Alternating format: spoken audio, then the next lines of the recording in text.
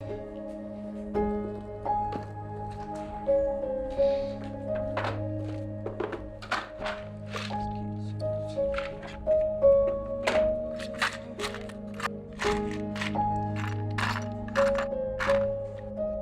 आपकी कॉफी। मरियम, मुझे मेरी ज्वेलरी नहीं मिल रही। तुमने सुबह सफाई की थी तो तुम्हें कहीं मिली? ओह, इतना गर्म था।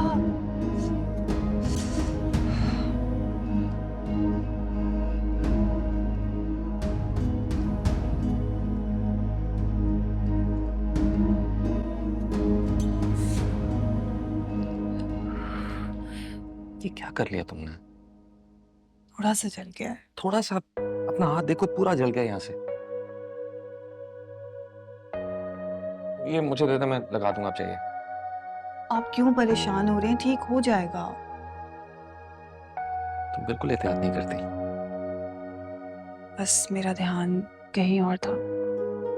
आराम से।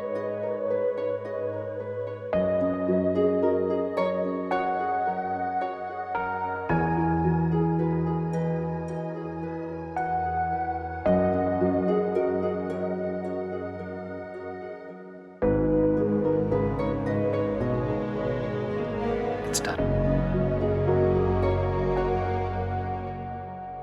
आप इतनी फिक्र करते हैं, अच्छा लगता है। और मुझे इस तरह तुम्हारा ख्याल रखना बहुत अच्छा लगता है।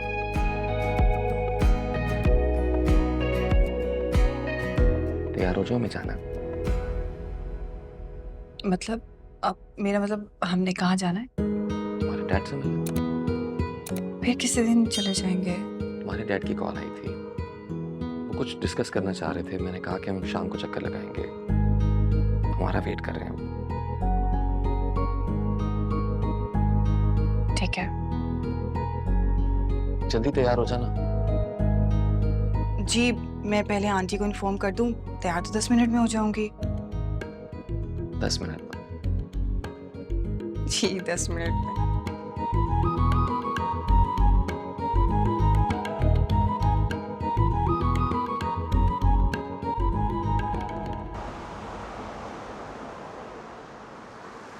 बेटा, मैं तुम्हारा शुक्रिया अदा करना चाहता हूँ।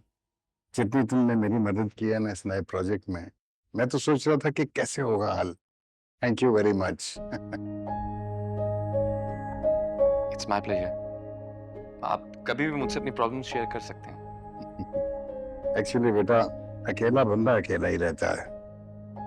100 मैनेजर्स रख लें, लेकिन शायद your father is very lucky that he has a talented son like you.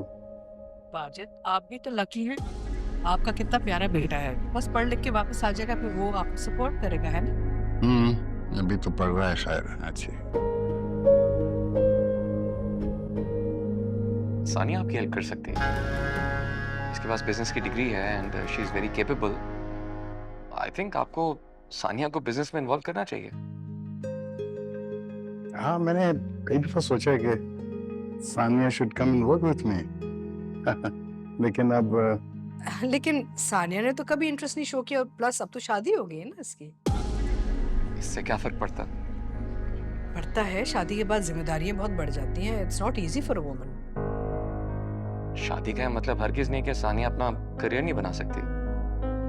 और घर में ऐसा कुछ इसके लिए है भी नहीं कि ये अपनी पर्सनल ग्रोथ के लिए टाइम ना निकाल पाए। वरना फारिग टाइम ये इस तरह किचन में अपने आप को चोटें लगवा के गुस्साती है। जरूर, लेकिन आमना आंटी। अरे अम्मी को क्यों एतराज होगा? वो तो खुश होंगी कि तुम अपने बाबा की हेल्प कर रही हो, उन्हें सपोर्ट कर रही हो, और ये तुम्हारी जिम्मेदारी भी है। ठीक है, अगर आप और डैड यही चाहते हैं तो मैं डैड का ऑफिस ज्वाइन कर लूंगी। That's wonderful. Good. Excuse me, मैं जरा किचन में चेक करती हूँ कि क्या सिचुएशन है।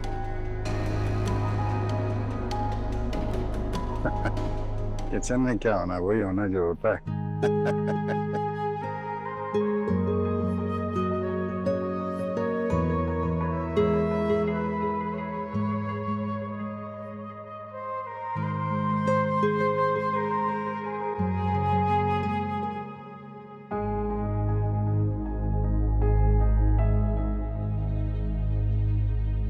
बेगम साहबा, खाना भी लगाऊं या कुछ देर बाद?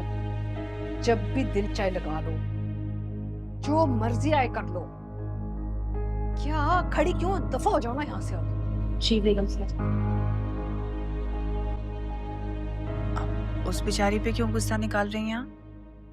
वैसे मुझे आपका गुस्सा और बेबसी समझ आ रही है। सारी जिंदगी आपने यही तो कोशिश की है कि मुझे आप डैड का ऑफिस कभी भी ज्वाइन ना करने दें। जगह मेरे बेटे की है। जैसे ही मेरा बेटा वापस आएगा ना, मैं तुम्हें वहां से बाहर निकलवा दूंगी। मैं कभी भी आपके साथ झगड़ना नहीं चाहती, इसीलिए आपने सारी जिंदगी मुझसे जो कुछ कहा मैंने वैसा किया। लेकिन अब बात मेरे शौहर की है, उसे तो मना नहीं कर सकती। शादी के बाद बड़ा कॉन्फिडेंस आ गया तुम में। शायद। और अब ये कॉन्फिडेंस तो मुझे बहुत पहले आ जाना चाहिए था। देर हो गई, लेकिन कोई बात नहीं। देर आए दुरुस्त आए। और आपको पता है, ये कॉन्फिडेंस ना मुझे मेरे शौहर से मिला है। अब जरून को तो डिसअपॉइंट नहीं कर सकती, है ना? Just give it a bit of time. कुछ ही दिनों में वो निकल जाएगा। मर्द सारे बदल जाते हैं, तुम देखना। अच्छा, डैड तो आज तक नहीं बदले। खैर, आप खाना लगवा दी, हमें जल्दी घर जाना है।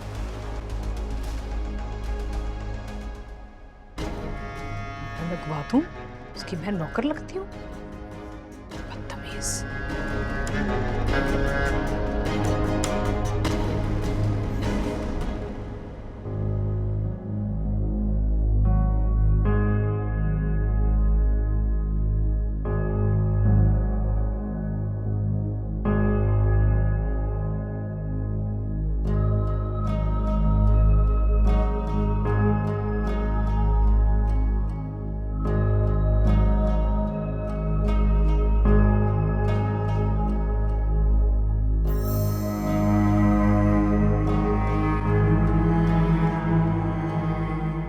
कैसर, आप नाश्ता तो कर लें।